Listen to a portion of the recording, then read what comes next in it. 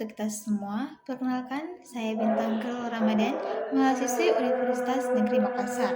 Kali ini saya akan membahas materi mengenai karakteristik anak berkebutuhan khusus. Dan materi yang kedua yaitu permasalahan dan kebutuhan anak berkebutuhan khusus. Langsung saja, materi pertama yang akan saya bahas yaitu mengenai karakteristik anak berkebutuhan khusus. Yang pertama mengenai karakteristik umum anak berkebutuhan khusus dalam konteks perkembangan anak usia dini. Nah, adapun kategori dan karakteristik anak berkebutuhan khusus yaitu yang pertama, tunanetra atau gangguan penglihatan yang mengalami gangguan penglihatan dari low vision hingga kebutaan total, kemudian menggunakan indera pendengaran dan perabaan untuk mengenali lingkungan. Yang kedua, tunarungu atau gangguan pendengaran. Di sini mengalami kehilangan atau berkurangnya kemampuan mendengar, mulai dari ringan hingga tuli total. Kemudian, kesulitan dalam memahami komunikasi verbal. Yang ketiga ada tunagrahita atau keterbelakangan intelektual. Di sini anak memiliki tingkat intelektual di bawah rata-rata dengan IQ kurang dari 80. Kemudian kesulitan dalam memahami dan menyerap informasi. Yang keempat adalah tunadaksa atau gangguan fisik dan motorik. Di sini anak mengalami keterbatasan dalam pergerakan akibat kelainan tulang, otot, atau saraf dan tidak mengalami gangguan intelektual tetapi mungkin mengalami hambatan dalam aktivitas fisik. Yang kelima, tunalaras atau gangguan emosi dan perilaku. Di sini anak menunjukkan perilaku menentang norma sosial, seperti agresif atau menarik diri dari interaksi sosial. Kemudian, kesulitan dalam menyesuaikan diri dengan lingkungan sosial dan akademik. Yang keenam, anak dengan kecerdasan dan bakat istimewa. Di sini anak memiliki kemampuan intelektual di atas rata-rata atau berbakat dalam bidang tertentu, dan kemudian memerlukan layanan pendidikan yang lebih menantang dan sesuai dengan bakatnya. Yang bagian kedua yaitu faktor yang mengaruhi variasi karakteristik individual di antara anak-anak dengan jenis kebutuhan khusus yang sama. Frain mengemukakan beberapa faktor yang menyebabkan gangguan anak berkebutuhan khusus secara umum. Yang pertama adalah faktor neurologi, di mana adanya disfungsi pada central nervous system atau sistem syaraf pusat. Sementara Carlson menyatakan adanya kelainan dalam jaringan otak yang melibatkan stratum dan prefrontal cortex. Lebih jauh, dia menjelaskan bahwa otak orang-orang dengan ADHD kira-kira 4% lebih kecil dibandingkan dengan yang normal, dengan pengurangan yang paling besar di prefrontal cortex dan caudate inti. Yang kedua adalah faktor genetik, di mana faktor genetik ini diduga bisa menjadi bagian dari penyebab gangguan pada anak berkebutuhan khusus. Contohnya seperti pada gangguan kesulitan belajar atau learning disability yang diketahui merupakan gangguan yang sifatnya herediter. Yang ketiga, ada faktor teratogenik, yaitu kerusakan perkembangan janin, di mana faktor perantara yang dapat menyebabkan cacat atau kerusakan dalam perkembangan janin, seperti fetal alcohol syndrome, yaitu situasi di mana bayi lahir dengan berat badan yang kurang, kemunduran intelektual, dan ketidaksempurnaan bentuk fisik yang merupakan penyebab utama dari kesulitan intelektual. Yang keempat ada faktor medis. Nah, faktor medis biasanya disebabkan karena kelahiran prematur dan komplikasi pada saat lahir, rendahnya berat badan dan kekurangan oksigen. Pada saat proses kelahiran menempatkan anak dalam risiko disfungsi neurologi dan pediatrik yang menyebabkan kerusakan syaraf. Yang kelima ada faktor internal dan eksternal. Nah, di mana faktor dari dalam diri yaitu hambatan yang dimiliki anak yang berasal dari dalam diri atau karena adanya gangguan dalam diri anak berupa anak lambat belajar atau berkesulitan belajar, gangguan penglihatan, gangguan pendengaran, gangguan emosi dan perilaku, gangguan fisik dan motorik, gangguan intelektual, gangguan autistik, kemudian berkelainan majemuk dan berbakat. Sementara faktor eksternal yaitu hambatan yang dimiliki anak karena faktor di luar diri anak Faktor tersebut dapat berupa bencana alam, kemiskinan, narkotik, dan obat-obat terlarang terisolir. Kemudian bagian yang ketiga yaitu karakteristik emosional dan sosial ABK memengaruhi interaksi mereka dengan teman sebaya dan orang dewasa di lingkungan sekolah dan rumah. Karakteristik emosional ABK seringkali memengaruhi cara mereka berinteraksi dengan teman sebaya. Anak-anak ini mungkin merasa kesulitan untuk beradaptasi dalam kelompok, terutama jika mereka tidak mampu membaca isyarat sosial atau memahami norma-norma kelompok lainnya. Misalnya, penelitian menunjukkan bahwa anak-anak dengan Attention Deficit Hyperactivity Disorder atau ADHD cenderung memiliki perilaku menyimpang dan sering menerima keluhan dari teman-teman mereka. Hal ini dapat menyebabkan penolakan dari teman sebaya yang dapat memperburuk rasa percaya diri dan mengakibatkan lebih banyak kesulitan dalam menjalin hubungan.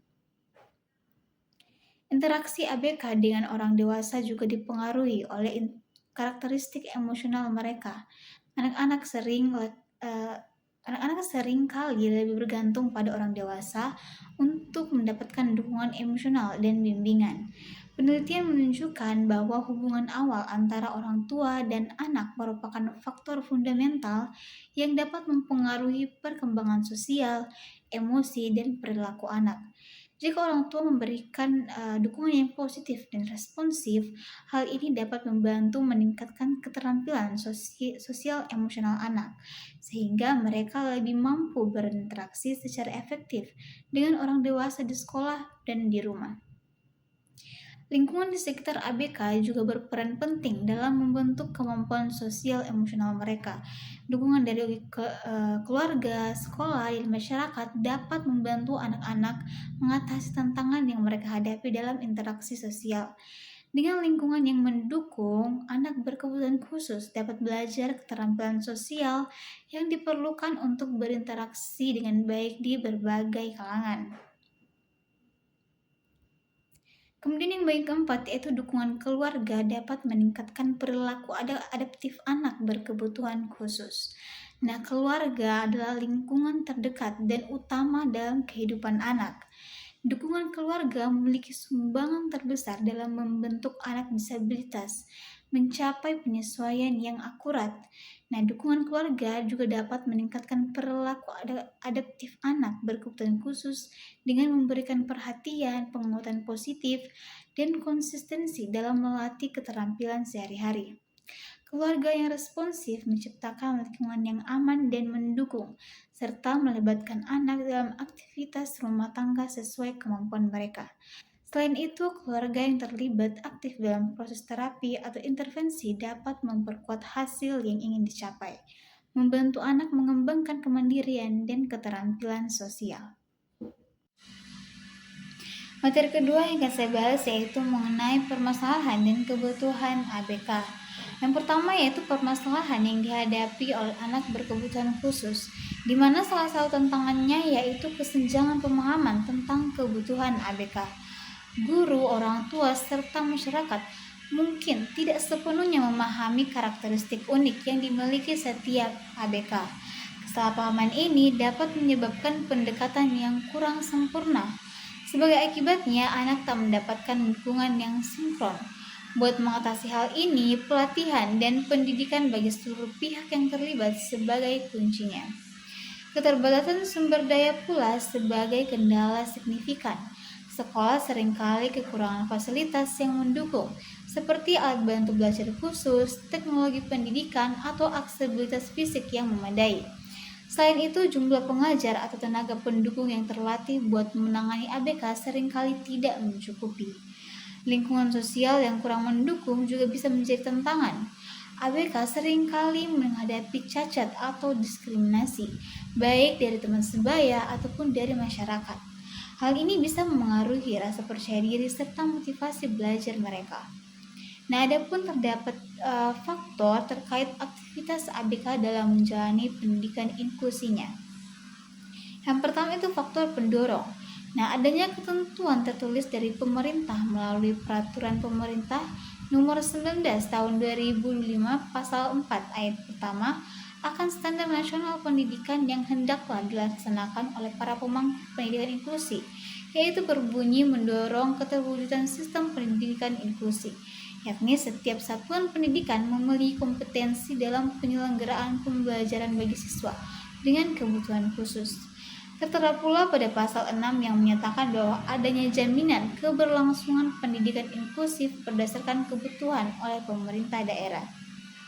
Selanjutnya yaitu faktor penghambat, di mana ada keterbatasan sarana dan prasarana. Sarana dan prasarana yang terbatas dalam sekolah inklusi akan memiliki dampak yang cukup besar, yakni akan berdampak pada kurangnya pelayanan yang diberikan sekolah bagi anak berkebutuhan khusus, seperti kelas untuk bimbingan khusus, alat bantu pendengaran untuk tunarungu, buku braille, jalan khusus untuk anak tunadaksa, dan sebagainya. Dalam hal ini, dukungan orang tua memiliki peran penting. Dukungan orang tua memiliki berbagai bentuk, seperti keterlibatan orang tua dalam mengasuh di rumah, menciptakan situasi yang nyaman, dan melakukan pola pengasuhan yang tepat. Kemudian yang kedua, yaitu kebutuhan utama ABK dalam pendidikan dan kehidupan sehari-hari. Dalam penelitian Hairun, Sandia, dan Lutfi, dalam jurnal Abadimas Adibuana, mengungkapkan beberapa karakteristik dan kebutuhan anak yang berkebutuhan khusus. Yang pertama itu tunanetra. Seperti sebelumnya dijelaskan bahwa anak tunanetra ini adalah anak yang mengalami gangguan pada fungsi penglihatan. Nah, adapun kebutuhan yang dapat diberikan yaitu penggunaan tulisan braille sebagai alat baca dan tulis utama. Kemudian menggunakan media pembelajaran berbentuk nyata atau tiruan agar dapat dikenali oleh indera peraba mereka. Yang ketiga itu aksesibilitas dalam fasilitas umum seperti jalur pemandu, trotoar dengan bidang timbul, dan tulisan braille pada papan informasi. Yang kedua ada tunarungu. Nah, anak tunarungu ini dibedakan menjadi tuli atau tidak mendengar sama sekali, dan yang kurang dengar atau yang masih dapat mendengar dengan bantuan alat. Nah, kebutuhan yang dapat diberikan yaitu metode pembelajaran dengan komunikasi visual, seperti membaca gerak bibir atau bahasa isyarat. Kedua yaitu penerapan metode komunikasi total yang menggabungkan bahasa isyarat, gerakan tubuh, serta ekspresi wajah. Yang ketiga, penggunaan alat bantu dengar bagi mereka yang masih memiliki sisa pendengaran. Yang ketiga ada tunagrahita, yang merupakan kondisi di mana anak mengalami keterbatasan intelektual yang berdampak pada kemampuan belajar dan kemandirian dalam aktivitas sehari-hari. Anak tunagrahita dikategorikan dalam 3 tingkatan, yaitu mampu mendidik atau ringan, kemudian mampu melatih sedang, dan mampu rawat. Itu sudah termasuk berat. Nah, kebutuhan yang dapat diberikan yaitu pertama, metode pembelajaran yang sederhana, sistematis, dan berulang untuk meningkatkan pemahaman. Yang kedua, latihan bina diri bagi anak tunagrahita yang mampu latih agar lebih mandiri dalam kehidupan sehari-hari. Yang ketiga adalah pendampingan dan dukungan dalam aktivitas sosial bagi anak tunagrahita dengan tingkat berat. Selanjutnya ada tunadaksa, di mana tunadaksa ini adalah gangguan pada fungsi motorik akibat kelainan pada sistem gerak. Nah, kebutuhan yang dapat diberikan yaitu pertama, penyesuaian metode pembelajaran sesuai dengan kemampuan motorik anak. Yang kedua, latihan keterampilan atau soft skills untuk meningkatkan kemandirian anak. Yang ketiga yaitu dukungan emosional dan sosial, karena anak tunadaksa ini rentan terhadap perasaan minder dan isolasi sosial. Kemudian yang kelima ada tunalaras. Nah, tunalaras ini adalah anak yang mengalami gangguan perilaku dan emosional yang menyebabkan kesulitan dalam beradaptasi dengan lingkungan sosial. Anak tunalaras sering menunjukkan perilaku agresif, melanggar norma sosial, atau mengalami kesulitan dalam belajar. Kebutuhan yang dapat diberikan yang pertama, layanan konseling dan rehabilitasi untuk membantu anak mengembangkan perilaku sosial yang sesuai. Kedua, pelatihan keterampilan sosial untuk meningkatkan kemampuan berinteraksi dalam lingkungan masyarakat. Selanjutnya yang keenam, anak cerdas dan bakat istimewa. adalah di mana mereka memiliki kemampuan intelektual atau bakat tertentu di atas rata-rata. Kategori ini dapat mengalami perkembangan yang lebih cepat dibanding seusianya dalam aspek tertentu. Kebutuhan yang dapat diberikan yang pertama yaitu program pendidikan yang menyesuaikan dengan kemampuan dan bakat yang dimiliki. Yang kedua, pendampingan psikologis untuk mengatasi tekanan emosional akibat ekspektasi tinggi atau kesulitan sosial. Yang ketiga, peluang untuk mengembangkan potensi dalam berbagai bidang sesuai dengan bakat yang dimiliki. Kemudian yang bagian ketiga yaitu solusi untuk mendukung perkembangan ABK. Kolaborasi antara orang tua dan guru sangat penting dalam mendukung pendidikan anak, terutama bagi anak yang berkebutuhan khusus. Nah, yang pertama itu membangun komunikasi yang baik antara guru dan orang tua siswa ABK. Guru bisa sering berkomunikasi dengan orang tua siswa ABK dalam mengomunikasikan tentang perkembangan siswa ABK. Yang kedua, guru mengadakan kegiatan yang melibatkan orang tua dan guru di mana dapat memperkuat hubungan antara kedua belah pihak tersebut. Biasanya kegiatan ini diadakan di awal semester ataupun di akhir semester, di mana kegiatan ini membahas tentang strategi pendidikan, metode pengajaran, serta bagaimana dukungan pembelajaran siswa ABK di rumah dan lain sebagainya. Yang ketiga yaitu menghadapi siswa ABK butuh dukungan emosional dan sosial dari orang tua dan dari guru, sehingga orang tua dan guru butuh kerjasama dalam mendidik siswa ABK.